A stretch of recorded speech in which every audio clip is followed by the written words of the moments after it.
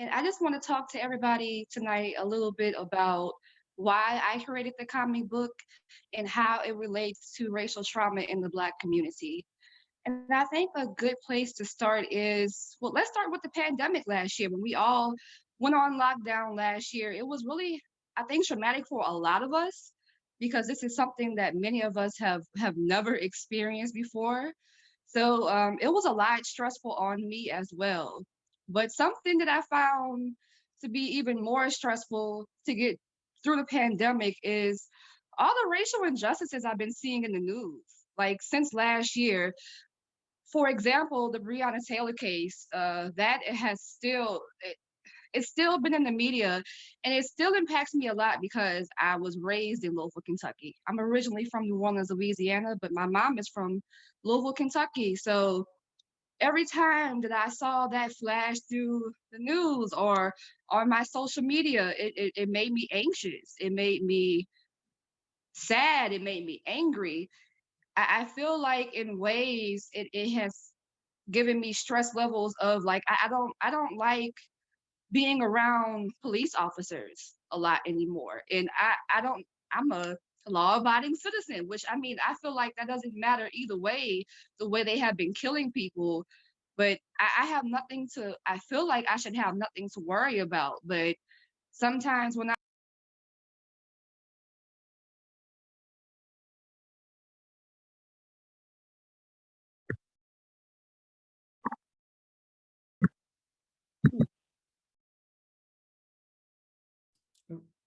I think we lost your audio, Jasmine.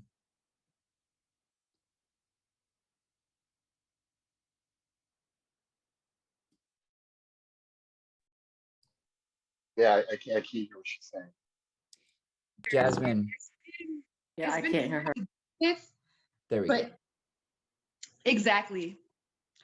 It's been very hard to deal with, but it seems like it's been a lot harder through a pandemic because just think about it. We're all supposed to be 6 feet apart right now. And there are still police officers who are killing Black people for no reason.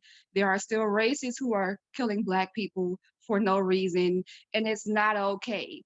And it really does impact us. I saw a story, I think it was a few weeks ago, of this teen, Black teen in Plano, Texas. He was walking home from Walmart. He works at Walmart, and he said he walks home every night, and it was snowing and stuff. That was around the time that all the bad weather was happening in Texas. And he told the police officers, he's like, I'm walking home, I'm fine. But he still ended up spending the night in the police station because for whatever reason they thought that he was a threat. And in the interview he talked about how he was very scared that he was going to be the next victim. And this happens to a lot of Black people. They fear that they could be next or one of their family members can be next. And it's something that we really don't discuss a lot in mental health. A lot of people don't realize racial trauma can cause depression, anxiety, PTSD. And it's a lot of what I talk about in the Safe Place app. I created the Safe Place in 2017. And like one of the biggest features I was like very like adamant about putting in the app was how to take care of yourself after police brutality. If you have to see all of this footage on the news and down social media, and there's even been instances where there have been the actual shooting and you see the person die on social media. I live in New Orleans, as I stated earlier, in Baton Rouge, Louisiana, when Alton Sterling got murdered. I saw that on Facebook first, and it was very traumatizing. So just throughout just throughout the last, I guess, several years, I've just been, even before I became an advocate, I've just been so angry about what's still been happening because they teach us in history class, about the civil rights movement and how Martin Luther King just pretty much fixed everything, but everything has never been fixed. And I feel like they never really tell us that side of the story. And I feel like Will Smith said something really, he said something really important a few years ago about how these murders and stuff, it's been happening, but they're just getting filmed now. That's the only reason why we're seeing it happen more. Some people are like, well, I don't understand this. Why is this happening so much now? No, it's been happening. It's just now that we have all this technology, we have social media now. It's so easy for things to get filmed and for everybody to see it. So that plays an aspect of why things can be so traumatic, because sometimes I feel as a Black woman, it's like, how can we escape this? I don't want to watch the news anymore sometimes. Like, there are times where I'll get off of social media if there is another injustice, and I know everybody's going to be talking about it, and I know there's going to be so many reports about it. I just don't even want to see it or think about it sometimes, because it becomes exhausting, especially now when we're trying to think more about our health. Like, why do I have to worry about my health and worry about if somebody's going to murder me for the color of my skin? That's a lot to think about during a global pandemic. And I created the comic book about, I guess, 6 months before the pandemic started. I had the idea and I just didn't know exactly the approach I wanted to take. So the story, Generational Awakening and the Strange Anxiety in Dauphine Royal, it's about a young Black woman who sees one of her friends being harassed by the police. And even though he survives, it really does something to her mental health. And she wasn't really taught about mental health in her community, which a lot of Black people growing up, we really weren't taught about mental health.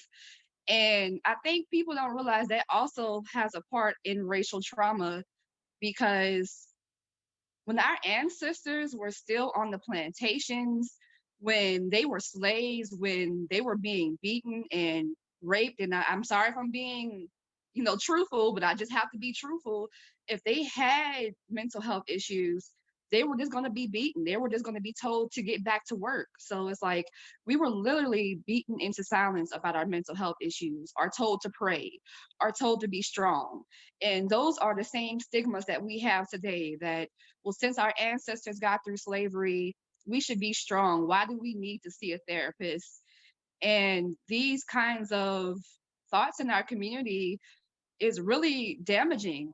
I have been dealing with depression and PTSD for pretty much a majority of my life, but I did not even know that until I got into my late 20s, early 30s, because I wasn't very educated on the subject growing up. It just wasn't something that Black people talked about. We were told to just go to church and pray. Now, my dad was different. He worked in the children's hospital. And even though he didn't know a lot about mental health issues, he was more supportive of the fact that maybe you do need to see somebody. And it's okay if you do need to see somebody. But even he still had his beliefs sometimes, because that was just the way that we were raised. And the purpose of the Safe Place app is to help to combat those stigmatizing thoughts, because thinking that we don't need help for mental health just because of our skin color, it's ridiculous. It really is. But it all goes back to the systematic racism in this society and things that we have endured. And it's the reason why I want people to really understand that the Safe Place app is very important, because culturally competent resources are still very underrepresented in, I feel, medical history. There are still a lot of things that I feel like the mental health field don't know about racial trauma. I've been speaking for about 5 years now, in the last three, focusing on mental health in the Black community. And sometimes when I go to these conferences, these big mental health conferences with a lot of mental health professionals who are very smart and willing to learn more, they tell me they weren't taught about a lot of this stuff in school. And I find it problematic. So I feel that this comic book could be helpful not only to younger kids to understand racial trauma in the Black community, but also for mental health professionals and people in the medical field in general to start getting a better understanding of how these racial injustices can impact our mental health, because it really can.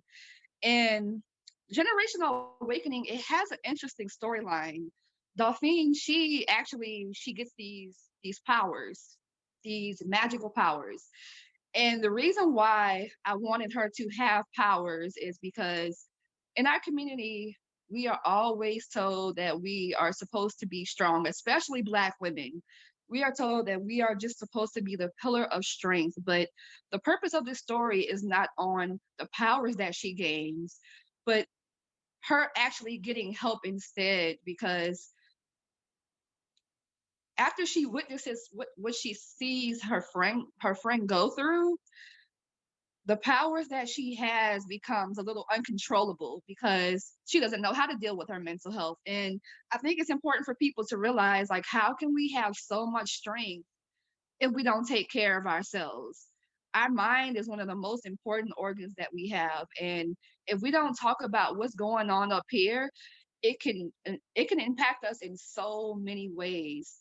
And the comic book is to help us learn more about racial trauma, but also to think more about, like, why do we in the Black community think that strength has to be the tell all be all besides going to see a therapist? Because I used to have those same feelings.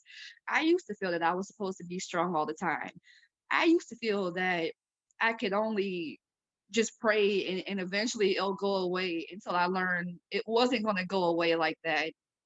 So I just wanted the comic book to be a resource for not only for people in my community who are going through mental health issues, but just also in general for it to bridge a gap in my community and in the medical community, so we can so we can both learn more about how these ways that has been in society for generations, how it really is impacting the mental health of the Black community and what we can do about it. Because the comic is also, it's a story, but it's also filled with mental health statistics in the Black community. It's filled with information about the Safe Place app, and it's going to be a mini series. So there will be more facts about mental health throughout the series, and more ways of being okay with seeing a therapist or finding a resource if you need to. Like, I want the purpose of the comic to really get people to realize that these resources that we are lacking right now, because I feel like minority resources like a lot of funding. I want people to realize, like, we need more funding for this.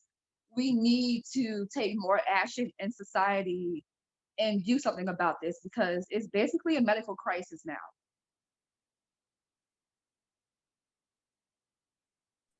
Absolutely. So thank you, Jasmine. There's a lot of questions that have come in on Facebook in particular. But I was wondering if you were open to taking any questions. Sure. Okay, awesome. If anyone in the room has any questions, you're welcome to either, raise your hand, unmute, and ask the question, or you can type it in the chat. The chat is open for everybody. So you could type your question and I'll read it for you. And while we're waiting, the first question that I have on Facebook is, what motivated you, Jasmine, to get started on this advocacy for the BIPOC community and for Black communities? And, what motivated you to get started in the first place? That's a very good question. So the first thing that made me motivate to start is the fact that this is a lived experience for me. It's my whole life. So being the fact that I've gone through this mental health journey for so long, but I haven't gotten help for so long. Like I mentioned earlier, I've gone through mental illness pretty much my whole life since childhood. And I didn't start seeing someone until like around my mid 20s. And even then, I still really didn't believe in major depressive disorder. And I still felt that I was supposed to be strong and I was embarrassed about the situation. But once I started to get help and once I started to be more able to talk about these issues, I was like, somebody else needs to know that this is the way to go. Like we shouldn't have to feel like we have to be so strong all the time. I'm like, this isn't real strength holding everything in. The real strength is going to see somebody because you know you need to see somebody. And I use my story a lot to tell others like it's okay if you do need to go see somebody, because I can remember even when I was a little girl, like one of my favorite TV shows, it was called Girlfriends, and like there was this scene where like they were talking, and one of the main characters, she wanted to see a therapist. All these were four black women, and she told her friends that she wanted to see a therapist, and she was like, "Girl, we don't do that. We're black. We go and we see the pastor. We do not go and see the therapist." And like back then, that's really like how I felt, because it's been ingrained in our minds for so long in our community that like, yeah, black people, we just don't do that. And once I started to do that, and once I started to see the changes in me, I was like, I have to tell everybody else. I feel it's so important. It is. It definitely is. And I mean, I remember when I had a suicide attempt, and I think it was when my mom was still alive. The first thing my dad did after I got out of the hospital was he took me to church. Oh gosh, hey, I have like literally, I've been there too, so I just, ooh. Well, I mean, there's certain times where when family takes you somewhere, it makes you feel like you did something wrong, Wrong. Yeah, you it know? makes you feel like you did something. That's exactly how I felt too. It makes you, well, I don't know if it made you feel this way, but it also made me feel embarrassed. I'm like, why? Why do you think I did something wrong? I just I mean, I've always, you know, I mean, I'm through doing what you're doing, telling your story, it helps me to like reclaim it and be less ashamed of it. But yeah, I was just like, I was embarrassed of the whole thing. You know, I really, I mean, for everyone, you know, mental health really isn't a subject in school that you're taught about, you know, just like we're given a different, you know, when we're taught Black history, it's not the actual Black history. So we get a different version. Yep. But we're not taught about mental health. We don't talk about it in our families. Some maybe some people watching, you do talk about it in your families.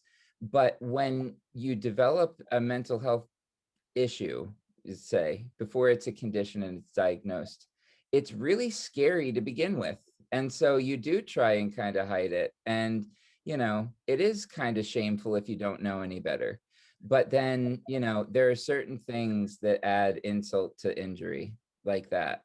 So, and another question, and I'm just going to kind of uh, summarize it for you, is they're basically saying that it must be a barrier for, you know, the Black community when they might know that they need therapy to maybe understand that the entire field is dominated by white people. Bullseye. That actually is another problem, because of the work that I do get people who come to me and they're like, I do need to see somebody, but I've tried to see somebody and either they can't afford it, or the person who they're trying to talk to has no cultural competency at all. Like they just don't understand their situation. And people think that's not important, but it really is. I talk to a black woman and I feel it's important because she understands me. And if she didn't understand me, I would find somebody else. But it's just there are certain things in our culture that have like been going on for like a long time that we all understand that a lot of, I'm just sorry, a lot of white people would not understand. And it's just like it feels better to have somebody who looks like Yeah. you can talk to them. But that's another barrier. There aren't enough black therapists, psychologists, counselors. Like it's because there's so many. That question got me because it's so true. There are so many barriers. It's just like, first of all, there's racism, and then when you do want to get help, there's still racism in the medical field. And if they're not racist, they still might not understand. And if they do understand, you might not have the opportunity to go there because you can't afford it. And it's like there aren't any private practice fancy offices in the hood. It's unheard of, really. So it's just like, what can you do sometimes? It's like, I feel like it's crazy because some of the people in my community who like really need it the most, they can't afford it. They don't have Mhm. somebody who they feel they can talk to. There's so many times I've heard like, what white person is going to understand me? Mm, Like, what white therapist? And I'm like, I can't lie to them and say that they might understand because they really might not understand. mhm. So that was a great. I'm glad that you took that one because it's so true, and it's so frustrating sometimes because I'm not a doctor. I'm not. I'm an advocate. Like I have certifications. I am very knowledgeable on the subject, but I'm not a doctor. It's like I feel sometimes like people in my community that there's a few other people who do this advocacy just like me. It's like, why are we the ones trying so hard to help our community when the people, the powers that be that have the money and Mm. have the funding, they don't want to do anything to help? It's just, it's a very frustrating situation sometimes because there really is so many barriers. I bet it is. I hope you're taking care of yourself while you're fighting this too, by the way. I could do better, but Yeah. I'm getting better at doing so. So thank you for reminding me because sometimes I really need that reminder sometimes. I know. Well, I mean, I understand too, I work all the time too. I talk to you a lot. I wish we talked more though, by the way. But it's Me too. But these last couple of years have been crazy. So I'm like, I'm glad I've been able to talk to you as much I know. Well, you as know I what have. though? I've been so happy to see you on TV shows, in articles, in magazines, and all of that good stuff. So I mean, Thank you. you're getting the word out there, and it's incredible. Well, I what's appreciate it. Sometimes I don't feel like I'm doing enough, actually, but it's it's just hard. it is hard. But you've known me long enough. I'm just very passionate about this subject. So like even on the days where I feel like I'm not doing enough, I'm like, okay, that just means I need to take care of myself for a little while, and then I'm gonna get back to it because it's just that important to me. Well, you are doing enough. You are because you're ending up in just the right places to have your voice heard, by as many people as possible. So, Thank you. um, Candy said, I know someone who only seeks out Black therapists since the white ones she saw just didn't understand fully her Black experience. And she said it's very frustrating to try and find Black therapists, period. Yeah. It really is. We have a directory in my app, but it's like we're still trying to build it up and get more people because, like I mentioned earlier, it really isn't. That's another problem. Like we're in a pandemic, and we're also like seeing all these racial injustices, and a lot of people don't realize the Black mental health professionals that we do have right now, they are very, very burnt out. I am burnt out sometimes, and Mhm. and I do very different work than they do, but it's still mental health related work, and it's like there's not enough of us to go around, so it's just like, what do you do sometimes? Because it's like we still have to take care of ourselves too, even though we are helping people. It's like you can't keep helping people if you're not helping yourself. So it's like that's another barrier. Just Mm-hmm. I feel like we need more Black mental health professionals, and we need more Black people to just be interested in even going into that field, because it's just not enough interest. And I'm trying to get more people interested, and I try not to be so embarrassed about talking about my mental health issues, because a lot of people, if you see me on the street, or even like people who have known me for years, they didn't even know I was going through mental illness. And I'm like, but that's the point though. You don't always know. And to assume that just because somebody's going through these issues that they're crazy, or that it's just inside their head, it's just a lot that goes into it. Mm-hmm. There really is. And that was another question. What do you think that we might be able to do to get more Black mental health professionals into the field? Well, I mean, there's obviously a barrier, and I think it's in a lot of what you talked about already. It's just, not in the culture at all. So what can we do other than what you're doing? Is there anything else that we can do to bring people into the field? I feel like we just need to keep talking about what's going on in the world. Like, one of the reasons I created the comic book is to like actually get the conversation started more, Mhm. because I figured if people read this and they saw like it really is a serious issue, and I could get them to understand the links of racial trauma and mental health, and how it all comes together. And it's just it's just really important for us to realize that this is a serious medical, I said it earlier, but a serious medical crisis, because it really is. Like, some people are like, and it infuriates me when people say that Black people are being too either sensitive about this subject, Oh, or we're being too or we're racist for talking about Black Lives Matter and stuff. And I'm just like, it's so backwards, because I'm like, this has been going on in this country forever, like since we got here.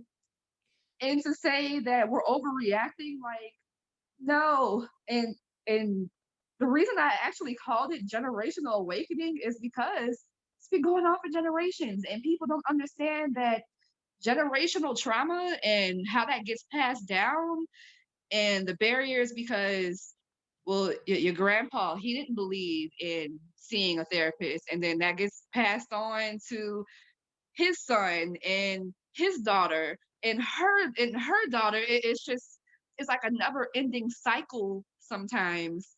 mm-hmm. And I feel like what we need to do is like just keep talking about these issues and bringing more awareness and education to these issues, because I feel like if we do that, it will want it'll I feel like maybe it will get more people in the Black community interested in the field of mental health, if they realize like how much their people really, like how we really do need it. So that's why I'm always talking about it.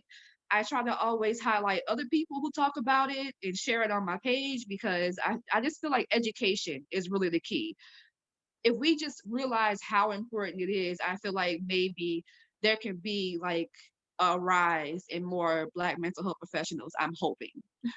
I'm hoping too. I mean, there's some folks in here who work in the field, and you go to a conference and I mean, the other night I did speak to a college class of graduate students who are getting their master's in counseling psychology, and quite a few, quite a few Black faces in the room. And I didn't say anything. I probably should have, but that was exciting to see, and it's local here.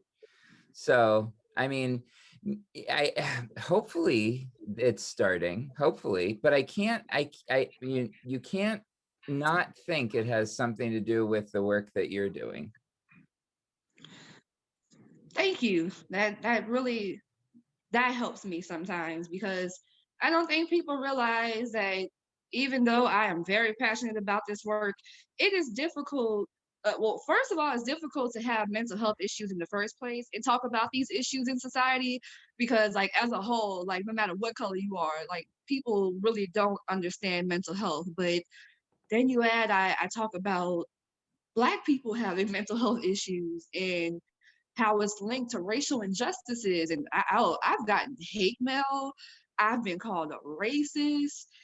It's been horrible sometimes. So when I hear stuff like that, it just reminds me that, even though there are ignorant people out there, I'm still doing what I'm supposed to be doing. Yeah.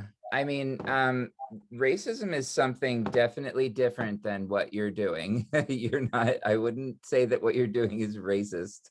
But I do think, when you said people say that Black people are sensitive because they are having reactions to what's going on, I think that that is definitely the opposite. It's white people being sensitive because now you have something to say about what's going on, and that is for anyone who doesn't understand, a privilege to not know what it's like to have to finally speak up about seeing people that look like you being killed on TV and on social media, and then having to do what?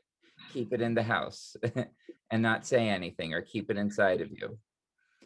It makes them very uncomfortable. I've realized very uncomfortable. And I think one of the reasons this is because, I mean, think about what we were taught in American history. Like, in their mind, like, oh my goodness, this society can't still be racist. Like, look how far we've come. They haven't been taught the real history of what some of them didn't. I mean, I'm going to even put me into this category. There are some horrific things that they have done to Black people in this country that I'm just now still finding out. And I'm just like, you think there's one layer to this, and then you find out something else, and then you find out something else, and it is just like, it's like a never ending horror story for us sometimes. And it's like, it's still going on. And you still can understand why we're so upset and why we keep talking about it. I kind of feel like it's very inhumane at this point. Very inhumane. Well, you can't do some of the things that are being done to people and do that knowing and thinking that someone else is a human. You can't do that to another human. You have to stop thinking that they're human, and that's a problem. That's a big problem. You can't do what we're seeing done on these social media videos and on TV, and knowingly be doing that to a human being. I just don't think it's really possible. So you have to separate, the humanity out of it. It is inhumane. Technically, it's inhumane. Yeah. It is. And so for anyone who might be watching this, who doesn't understand why we would have called this understanding racial trauma, we're having a conversation about exactly that you're talking about what that is. Can So I say something? sure, absolutely. Okay. I'm Bets, and Bets. it's good Hi. to hear from both of you. I appreciate it. I'm a white woman, Uh-huh. but I've been looking and studying with groups of white people to look at this systemic white supremacy. And one of the books I just got cast, and I'm starting to read that. I read The Warmth of Other Suns, but the one book that moved me very, very much was Resmaa Menakem's My Grandmother's Hands. And if you read the first part of it, it talks about PTSD and the PTSD of Black people living in this white supremacist society, and what it's done to the DNA and the cell level memory and everything. And if you want to see about getting more therapists, I would even contact that man, Resmaa Menakem, who is such a beautiful writer. he may be able to help widen the roots, looking and building Black therapists and social workers. So I just think that is even the first part is just, which is specifically about PTSD and the Black experience. That's very well worth reading. So I'm done speaking. I'm going to mute. Thank you, Bets. Thank you. And PTSD, yes, it's a big part of racial trauma. Seeing all these events happen over and over again, and then also, we had to read about this stuff in history. And of course, our parents, they knew more, so they would tell us stuff. And it's like I was thinking from back then, my perspective of like what happened to my ancestors in this country. When I was a little girl, I was just like, well, it's good that, I mean, it's bad that this happened, but it's good that things are getting so much better.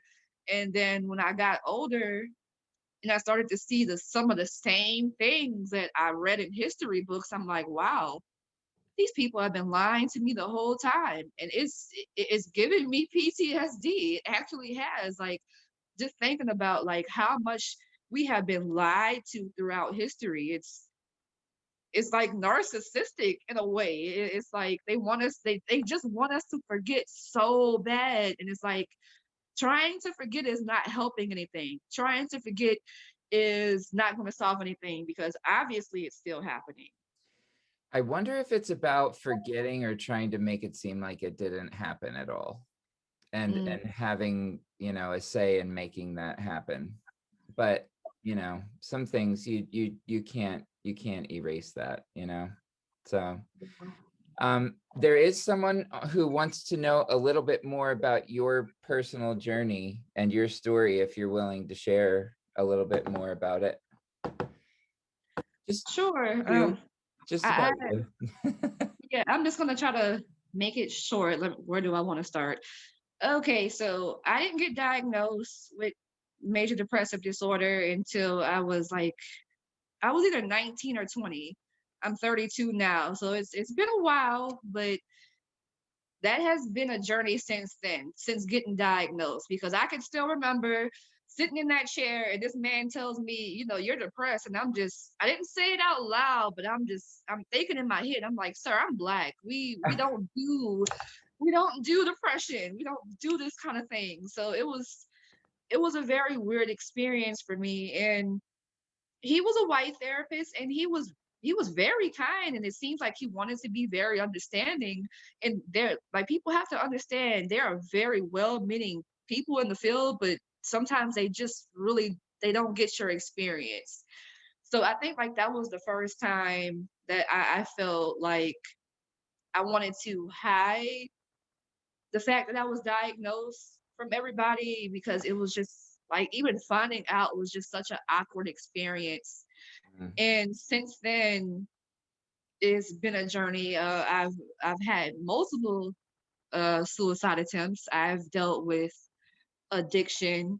I've dealt with a lot of things because I did not want to come to terms with having depression, and later finding out PTSD as well, from childhood molestation. So I've been through a lot of things, and I feel around the time that I turned about 26, and that was like either my second or third time in the facility, is when I finally got tired.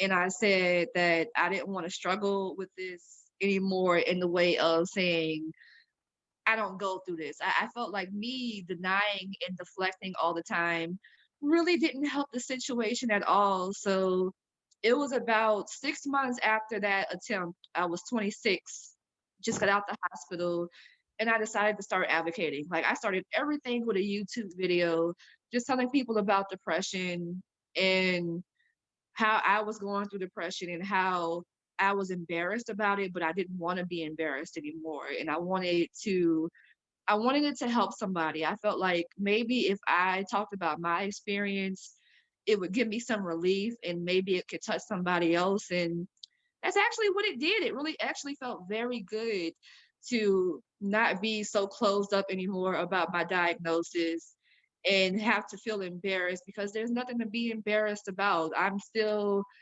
a whole person. I'm not just my diagnosis, but it is a part of my life, and there's nothing wrong with the fact that I go through mental health issues. It's just something that I have to manage. It's something that I have to be serious about in my life. And I just feel like me going through all these experiences and talking about these experiences with other people is also starting a conversation, even if they're not Black, just getting people to realize like you do not have to be embarrassed or ashamed that you're going through these issues. And it's okay if you need to seek somebody. And even if you've been suicidal, there's nothing to be embarrassed about, because I used to be embarrassed about that a lot. And I don't let people take that kind of power from me anymore, because we know what people say about people who have been suicidal. And not everybody, but a lot of people see it as a weakness Mm, or attention seeking, and they don't see it as a part of the illness. mm, And I even I'm even really more open about talking about that, because I want people who are also suicidal to realize like you are worthy. You don't have to be embarrassed that you've been through this situation. And sometimes it's really just a part of the illness, and you can't help that sometimes, and it's nothing to be embarrassed about. mm. Yeah, it's if yeah, man, if we could control all of that, us with mental health conditions, if we had control over it, like other people advise us we should be able to have control over it, there would be no, there would be no NAMI, there would be no need for therapists or anything. If we could just control it, if it were just, attention seeking or up to us, that, we could just turn it off. I mean, man, that would be excellent if I could. It would be like there would be no purpose for any of this work that we're doing if there Right. was a turn off switch, but Yeah. there isn't a turn off switch. So that's why we're here. Yeah, absolutely. And you have your hand up. I did put my hand up. I have to say that we are using the terminology the last couple times I've been with all of us, and it's we're calling it attention seeking. So the brilliance in the world of education, they have now changed that terminology to connection seeking. Uh, And I have to say, I really like that a lot, and it's so much more. Of course, it's so much nicer and more polite and all, but it just really is what that is. What it is. I mean, it's attention, but it's connection seeking, and some of the students that I work with don't get that attention. So but it's really a connection. So it's becoming a little more humane in that regard.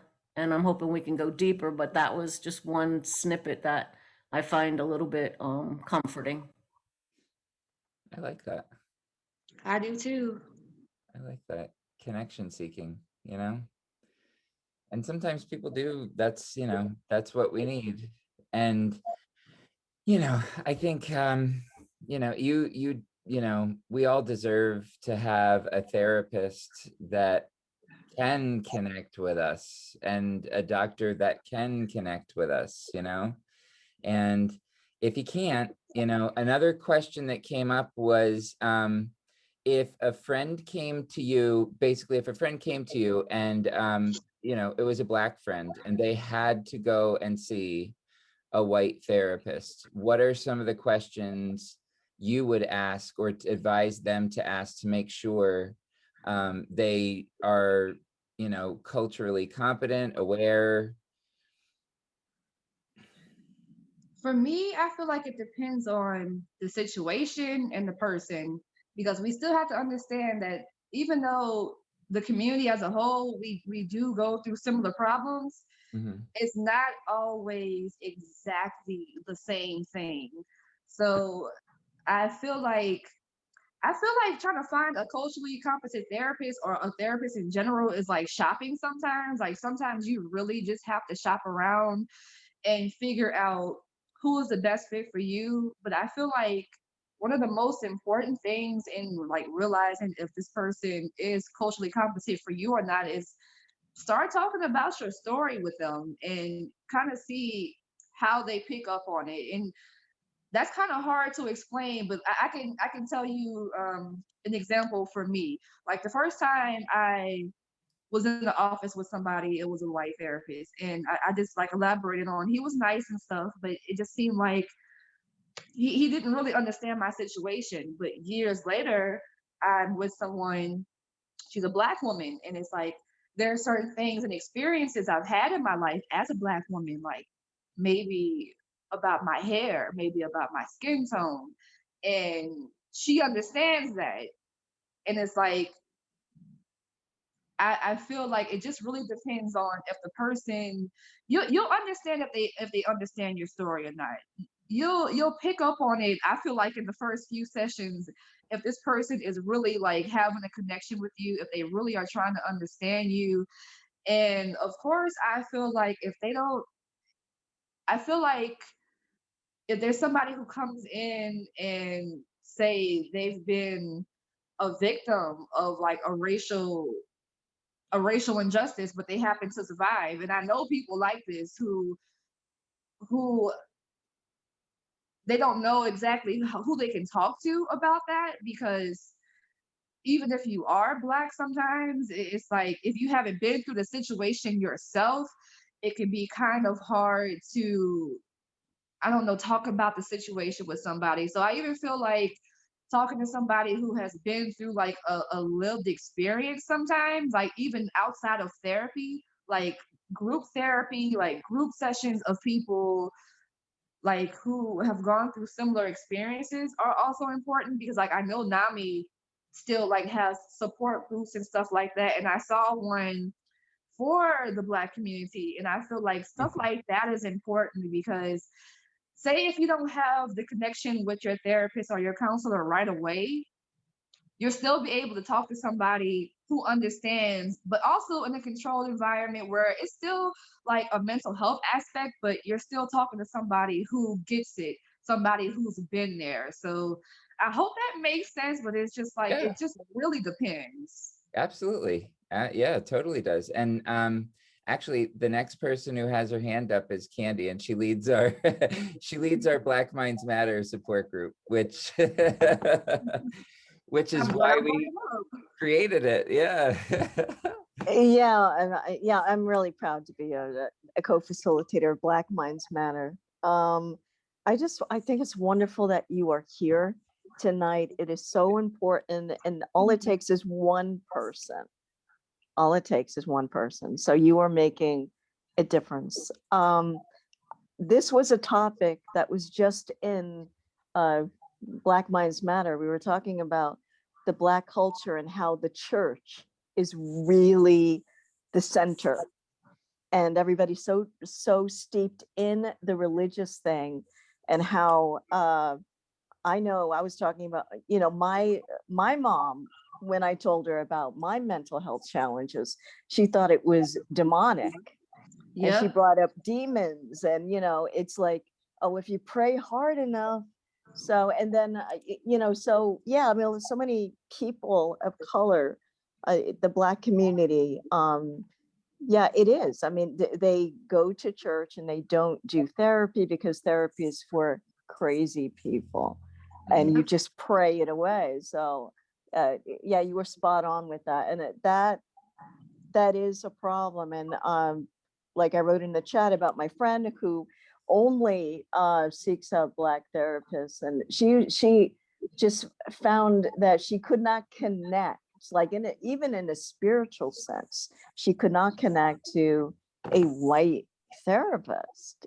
She kind of felt, I think she felt guilt about that, but that's how she feels, and she should be able to find Black therapists. And I wish that they were tons of, I wish there were more, and I do hope that we get. So what Nick said about, it was encouraging that he did see the, Black That people. really was. I mean, it even for me to hear that, because like every time I go to a conference, like there's sometimes where I'll find a group of black people, but for the most part, it's nothing but white people. And I'm just like, it's nothing wrong with that. I don't mind that, but it's just I want to see more people that look like me too, because it's just we really need it, and it's just it gets frustrating when you go into a room full of people who don't look like you, and they're well meaning, but they still just don't really get it yet, and it's just like we need more people to get it. Like, I understand that there are people who don't look like us who want to learn more about being culturally competent, and that's amazing. But we also need people who have already lived these experiences and look like us to be in this field, because they're going to have they're going to have something that other people don't have, and that's lived experience. And Mhm. it's important, especially being in this country and living the experience as a black person. It's like, how can you, as a white person, tell me about my experience as a black woman? You can't do that because you haven't lived in my shoes. And it's, you can't really teach someone that either. And I'm all for cultural competence too, but the reason, and Candy will tell you, the reason I don't lead the Black Minds Matters support group is because I can't offer anything in there. I mean, sure, sure I say some good things, and yes, I mean well, but I'm I'm no good. I mean, But I it's could be, important that you realize that, though, because there are some people who will just still well, try to take over. I'm also not offended by that. And I mean, I think that that is part of, or a little part of the problem, I love, and I need, and I'm telling Candy and all, we need more Black facilitators. We need more facilitators of color. We need more, people of color in general at NAMI. Anyone you think is good, please. I mean, it's diversity is not one Black person as part of the organization, Exactly. and That's a big problem too, because they're thinking just sticking one black person in these organizations is going to do something, and it's not. You're just a lot of the times the only black person in the organization that they're going through stuff too. I mhm. mean, that's another topic of microaggressions in the workplace. So we got to do better. We really do. Well, yeah, we do. We definitely do. And there's a lot of us that need to do better, a lot of us that need to do better. I can do better. We can do better at NAMI for sure.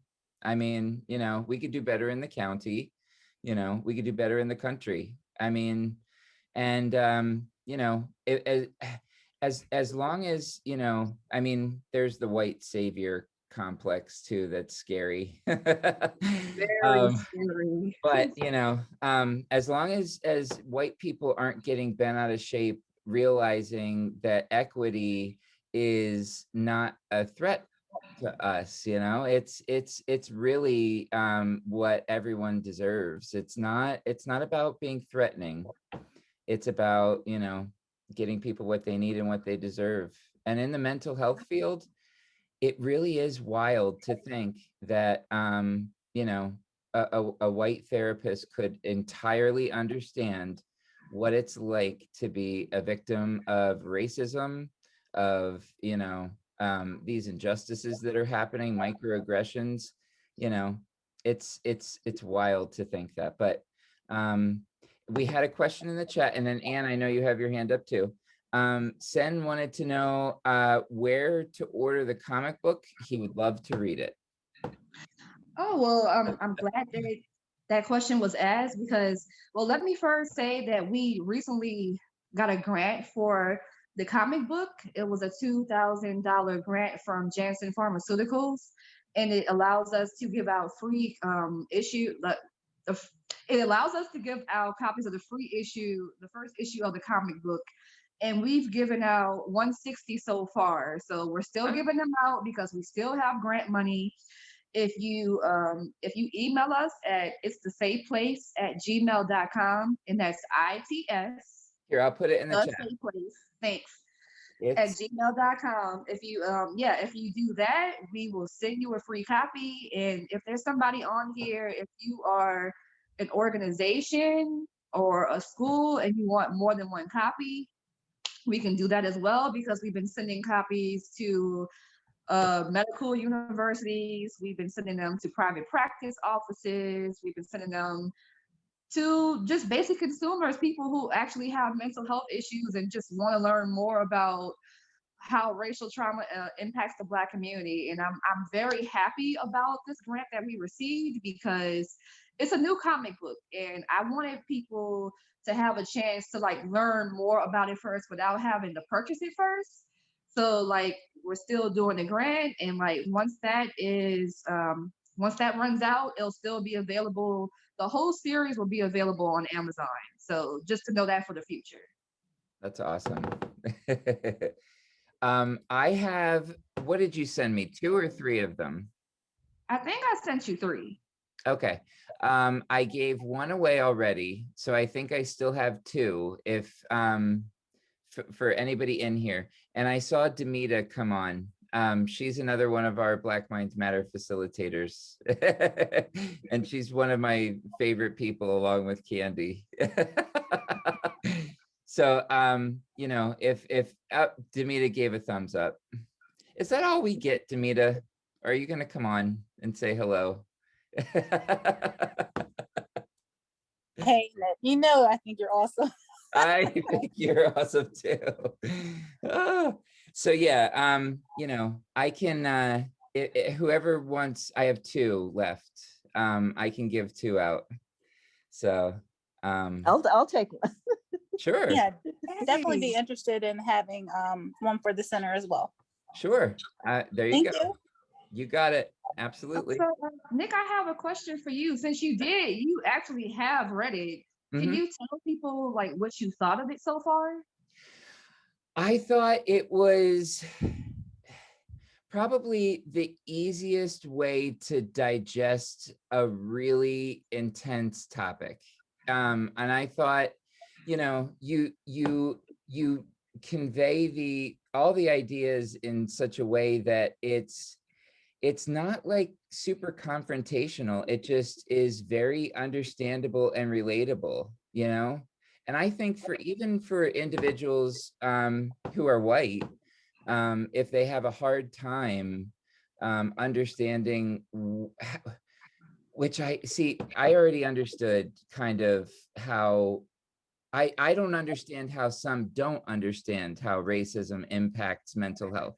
But I tried to read it from a perspective of, okay, I have no idea how racism impacts mental health and how it could be traumatic. And I think it breaks it down really nicely. And I do think, you know, it's great for adults, but I do think it's digestible for kids. You know, I really do. Really appreciate that, because I that's exactly what I wanted to do. I wanted to make sure it was readable enough for adults to understand and get something from it, but also, you know, for kids to, I mean, it has pictures and stuff, but I feel like the wording and stuff is really still understandable for them as well. So It is. thank you. That was like one of my main goals. So I'm really happy to hear you say that. Yeah, absolutely. My pleasure. I feel really lucky that I knew you to begin with to get copies of it. I felt kind of special. Oh, Uh, you said feel special. You know I love you. I love you too. So does Nami Man.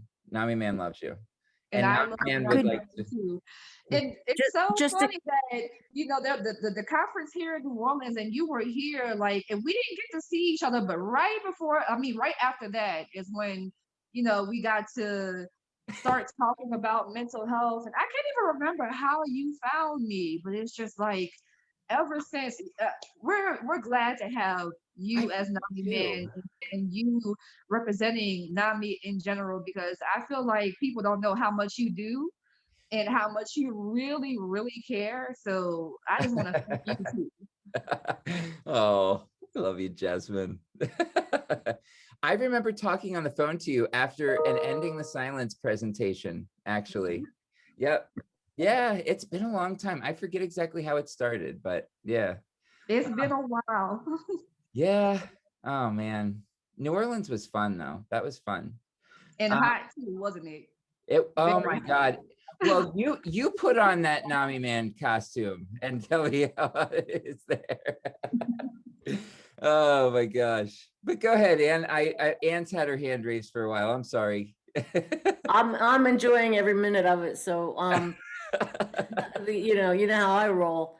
I So know. I just had something that I thought a really, because I'm trying to do some work, and obviously I'm, a white adult female, in the anti-racism and the meaning of all of it, and again, the language and the verbiage. And I'm just sitting here and thinking, I don't, I don't think I'm racist, and I'm trying to learn how to be less racist and actually be anti-racist, but I'm processing how I would feel if the only choice I had for my mental health was to see a Black therapist, and to flip that script. What would that do to me? Mm-hmm. I'm digesting that, thinking, that will be a whole lot. And so I have a whole lot more work to do on my stuff. Mm-hmm. So, and thanks so much for everyone that's on here tonight, and the way that you're contributing, and the way that I'm learning. I really, really can't tell you how much I appreciate it. And I currently teach a class of students that are mostly of color, and I'm the minority, and I work with another gentleman who's Black. We're co-teaching a class right now, about racism and all kinds of things, and veering off of the topics that appear in the history books. So there's that hope, there's that hope that more of that is going on in other places too. Yeah, I hope so too. It's, I see. I would really love to have a Black therapist, but I wouldn't want to take him or her away from anybody else who wants a Black therapist too. There aren't enough. That is very thoughtful of you to think of too, because I mean, if you need to do so, but it's like it really isn't enough of us. I mean, I say us like I'm one, but it's not enough. It's not enough people in the mental health field in general who are Oh yeah, Black. well No that's matter if true. they're therapists, psychologists, it's like we really just need more in general. I kind of feel like there needs to be more mental health advocates too, like me, because I wish there were. yeah, because I mean, I feel like the medical side is very important, but also the side of like, I we're the people who can tell you like what we don't like in the field. We're the people who can tell you our experiences growing up and like what the barriers were to get mental health services. Like, I feel like we are very important to the mental health field because while we're still trying to learn more and get all this research, you need to be either hearing from the people who are going through these issues, or at least trying to get us on more panel discussions and like just talk about like what's going on, because Mhm. it's really needed for people to know like, hey, we don't like how these things are happening and we want them to change, and we need you to listen to our story so you understand why things need to change. Mm-hmm. Absolutely. And I can't help but wonder too if, like I would, love more advocates involved at NAMI too.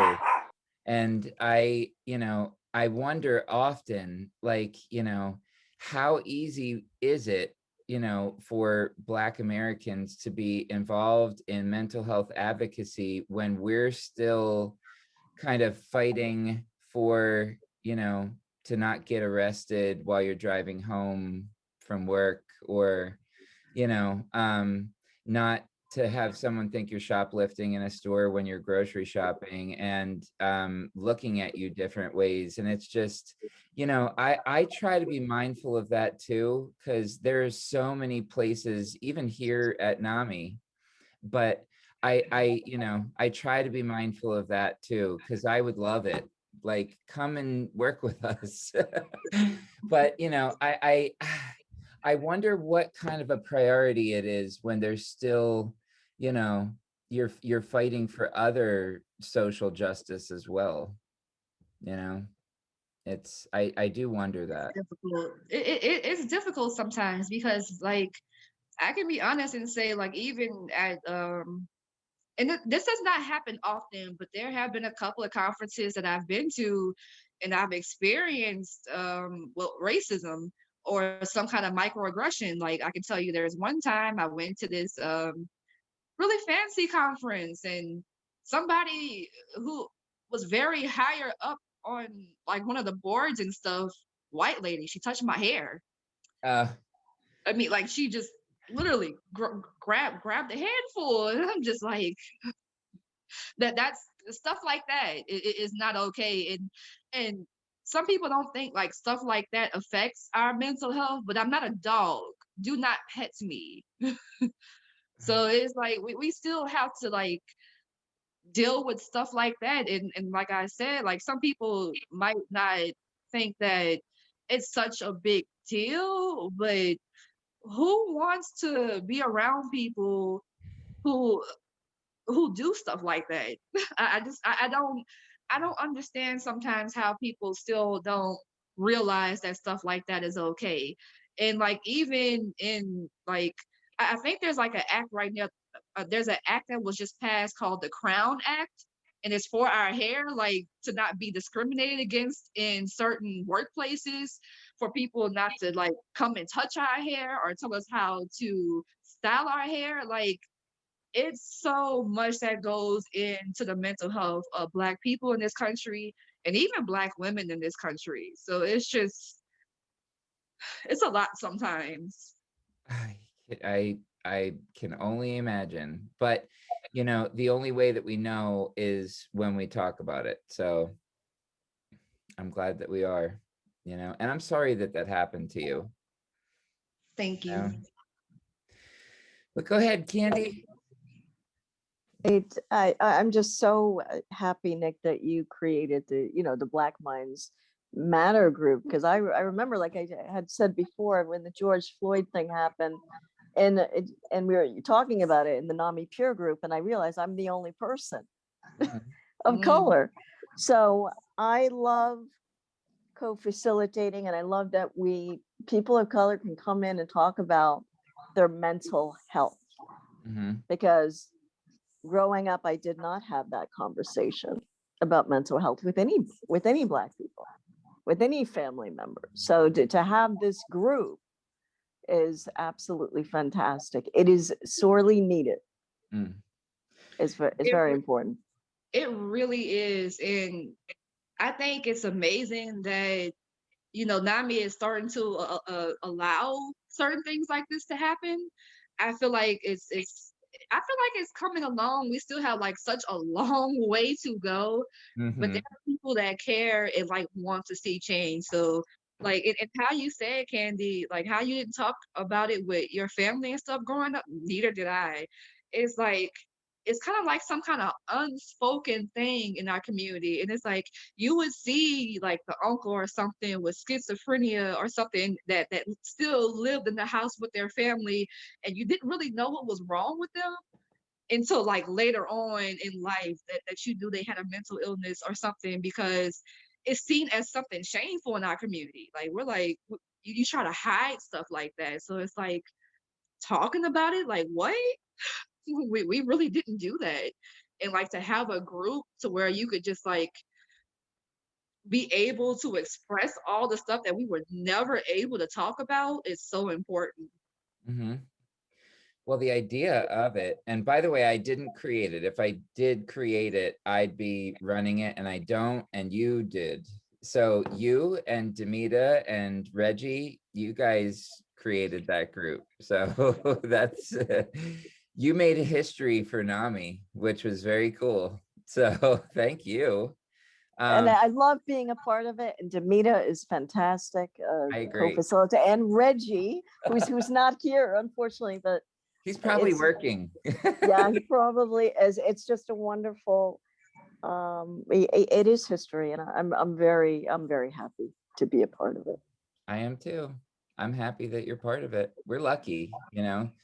The idea though is what Candy, I wanted you to say too, was I don't want people to have to come in to get support and then have to explain why they need the support that they need and why they're feeling the way that they're feeling, you know, that defeats Yeah, the whole purpose, yeah, you know?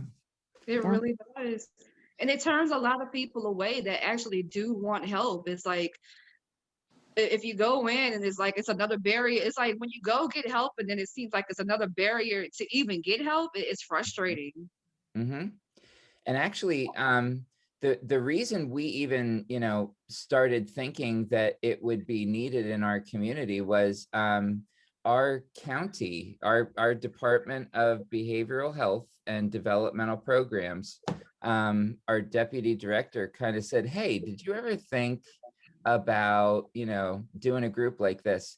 And for all of history, you know, NAMI just had, you know, NAMI Connection and NAMI Family Support Groups, and that was that. And you know, there were no like variations of it. But you know, I think the idea that we have separate groups is just to make safe spaces, because you know, if you don't feel comfortable in a space, how, what, and what good would it do if you did talk in there, if you didn't feel safer that it would be received, you know? So that's what it's about. It's not about separating everybody. It's about you knowing that if, hey, this group is for me, and if I go into this group, I don't have to explain anything, and I don't have to try and be any way. I can be me, and I can feel safe, you know? I'm So, glad you said it's not about separation because it's really not. It's more about equality. Like everybody just wants to be able to be helped in the way they need to be helped. And mhm. there's nothing, you know, racist or discriminatory about that. You just want to be able to get help. That's Well, all. some of the things that we heard when I first put the group like up on Instagram and Facebook and everything, and people did say that it was racist. I can um, imagine. and also a lot of white people wanted to join the group as well. And while that's, you know, nice, that's not what it is. I mean, you know, I They're thanks. probably well meaning, but you I get Oh that yeah. happens a lot too, because the Safe Place app has like a group forum on Facebook.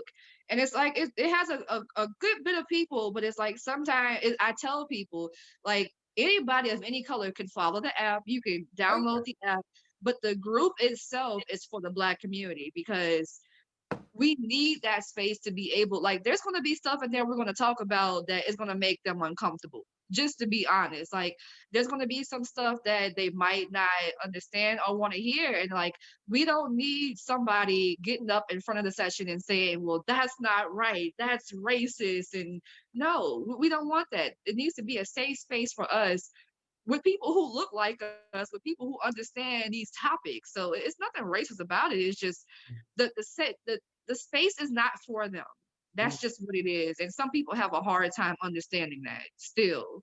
Well, that's equity too. I mean, equity is different than equality. Equality would mean that, you know, we actively promoted our one group for everybody, saying, you know, everybody is welcome in this group. We're, you know, everybody is equal in this group. Everybody needs mental health support, so come to this group.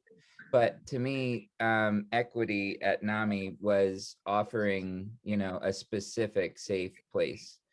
But you know, I understand, and I didn't want anybody coming in.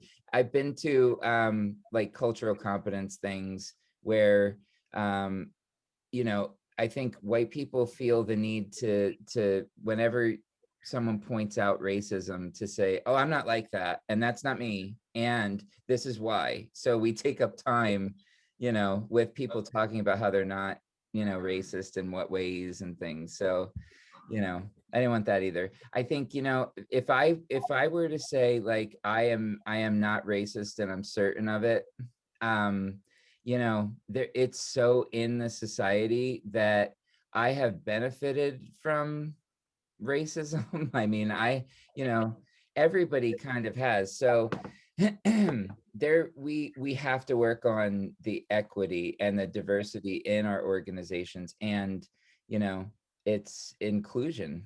It's a seat at the table and a safe space is important.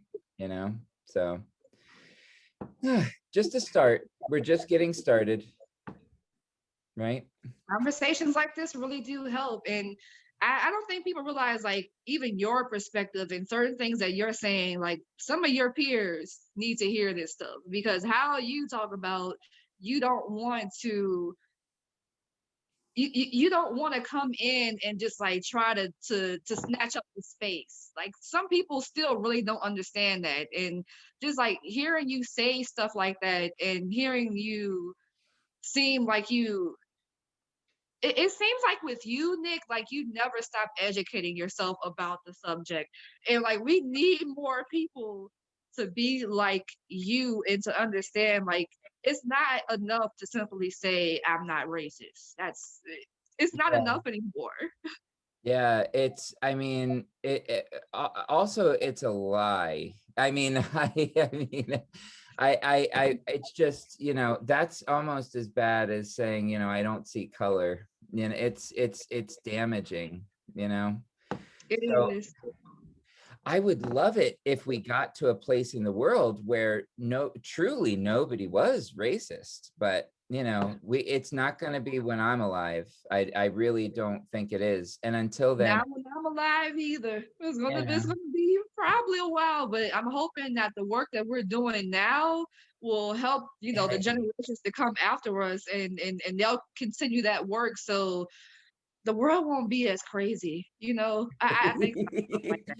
I No want pun to intended, leave right? this world with like here's some stuff that will help us not to, like, I don't know, just not be so racist all the time.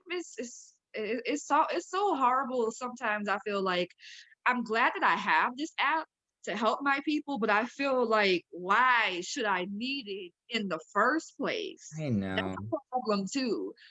I'm just like, I'm just hoping, like, years and years from now, when there's, I don't know, like, the society hopefully looks better, that we'll just have more people with more understanding about these subjects, and we don't have to keep hearing like I'm not racist. Hmm. Like, just we can, I just feel like when we have more people that want to be educated on the subject, because there's just not enough people yet that want to sit down and listen like you are able to sit down and listen. It's just, that's another barrier too. But Yeah. I feel like having conversations like this, and with people like yourself and Candy and everybody here, it's important to see. I feel like it's important to just see us finally come to some kind of understanding with how serious this kind of stuff is, because it's not being talked about enough. And I'm glad that you really were so happy to have me on live tonight. I really wanted to have this conversation, and I've been doing work with NAMI for a while now. So it's like I've always wanted to branch off to other NAMI organizations, and it's just been great collaborating with you over the years and stuff. And I really hope that we'll continue to do more stuff in the future, because I'm for it, and I want to continue to have these conversations. Absolutely. You don't have to ask me twice. I'm all for it. It's just, I want to make sure that you're taking care of yourself too, because you're doing a lot. So, I'm just grateful for this. And I think Candy has one more question. If you have time, Jasmine, do you mind? I don't mind. Okay, go ahead, Candy. I forgot to put my hand down, but I just want to say, Jasmine, okay. I Sorry. downloaded. I forgot to lower my hand. I downloaded the app, and because I wasn't aware of it, but I saw it in the Google Play Store, and I'm just so glad that it exists. Mm-hmm. Thank you. And I'm hoping that maybe somebody who comes in your group or something, that maybe if they need the resource, now that you know about it, Yeah, you yeah, can send them, because it's a lot of stuff in there that I feel like it could really help somebody in your group. So I'm just really so absolutely. excited that you guys started this group, because for the longest time, I don't think you know, like I've talked to people in the city who work for NAMI.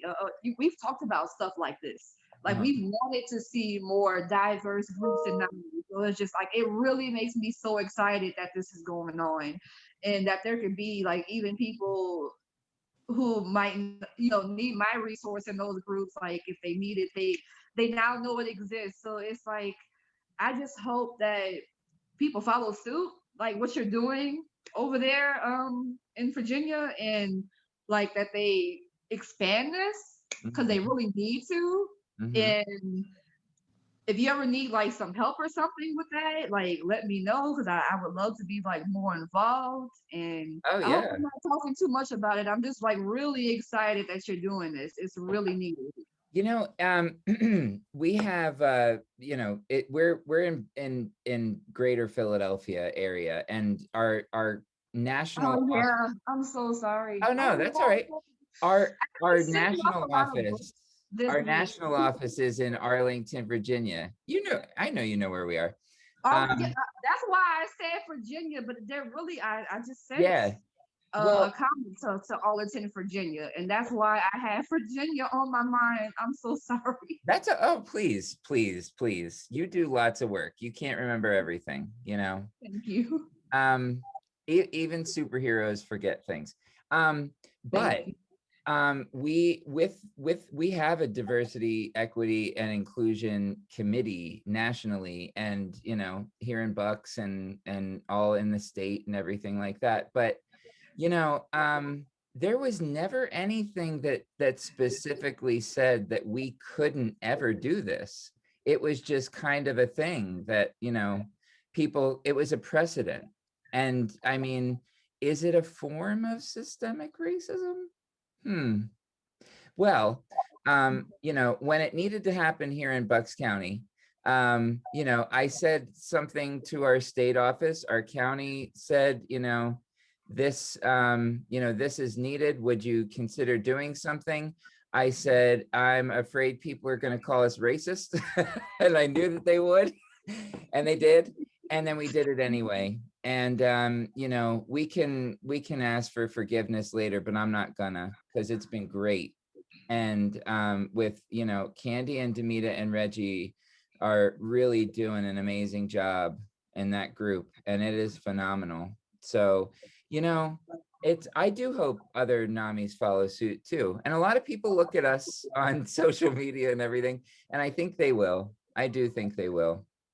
So and a lot of people shared this tonight, so this event that we're doing.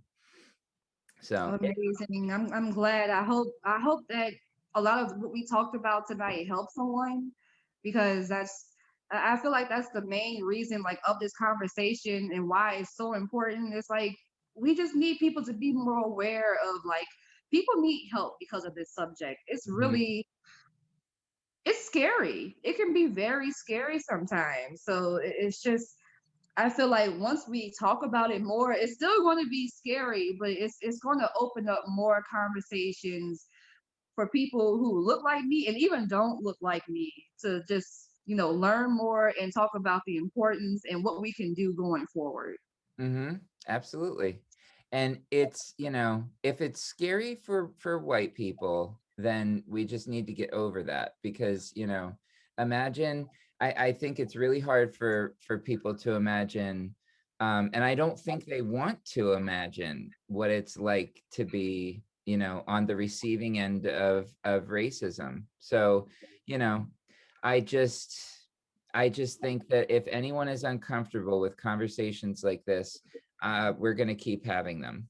So, I mean, you can either get used to that, or, I want people to know that they're welcome here, always, everyone. So, you know, I hope they get comfortable with that. I need to. Well, I adore you, Jasmine, and I appreciate every single thing that you do. And yes, we will definitely do more together as long as you promise me you're taking care of yourself too, because you know, we already need more of you. So we need you to take care of yourself too. Thank you. And you need to take care of yourself too. I feel like I should remind you as well, because Well, I feel thank like when we do this kind of work, like everybody here probably could use that reminder sometimes. Because I feel like when we yeah. do this kind of work, sometimes we get so invested in helping other people that we forget about ourselves. So I'm Mhm. glad that you have reminded me throughout this conversation because I really need the reminder. Yep. You're valuable. You are too valuable to not take care. So, yep. And there's people in the chat who, and Joyce works for our county. Hi, Joyce. Hi. Who want to connect. And is it, would it be okay if after this, I just pass along, anybody who wants to connect with Jasmine, I'll put, it's the safe place at gmail.com. Mm-hmm. It's the safe place at gmail.com. And then if you, oops, I messaged that just to you, Joyce, you're special. It's a secret message. It's the safe place at gmail.com. There you go, everybody. But if you can't remember it, or if you lose it in the chat or anything, email me and then I will get it to you for sure. Absolutely. Thank you. Yeah. Also, tell Jansen that we know they have more money than $2,000 to support your book. So I would love it if they gave you more. I'm glad that you said that. I mean, they're amazing. I've done work with them before, so I feel like that could happen in the future. But you're right. Is like stuff like this is very underfunded, and it's why I've been like going around like telling more people that it exists in the first place. Because I mean, well, first of all, it's important, and second of all, I know like the kind of barriers I can face with having a comic like this. Because just imagine the kind of comments you got for having that post about the Black Minds Matter group. So it's like people see Mhm. stuff like this, and sometimes they don't understand, and it can be underfunded. But I I don't want to say I get kind of superhuman when stuff like this happens and I really have an idea and I feel like it can really help our society in some way. So it's just like I've been just nonstop like trying to get more funding and just talk to people about the comic book and get people more aware because I just really think it could really help people. Absolutely, I do too. Absolutely. So, you know, if we had more money at NAMI, we would help you, but we You do a lot to help, Nick. So but yeah, so I will I'll share all of this on social media too for you, Jasmine, and you know, whatever we can do to support you in that journey too, let me know, you know. So, thank you. and Demita and Candy, I will get you my last 2 copies of the book. And anybody else who needs it, Jasmine's email is in the chat here. If you forget about anything, just email me and I will connect you to Jasmine. She's a busy woman, but I'm sure she would love to help you out. And if I can do anything, like I said, let me know, Jasmine. But thank you so much for being here. I appreciate you. No problem. This was a great conversation. Thanks everybody for joining in and listening. Yes, thank you, everybody. We'll continue it. So everybody have a good night. And Jasmine, you go do some self-care. So thank you. Thank you. Have an excellent Thank night. you. Thank you, Bye. Jasmine. Bye. Bye. Thanks, everybody. Have a good Thank night. you. Take care. You too.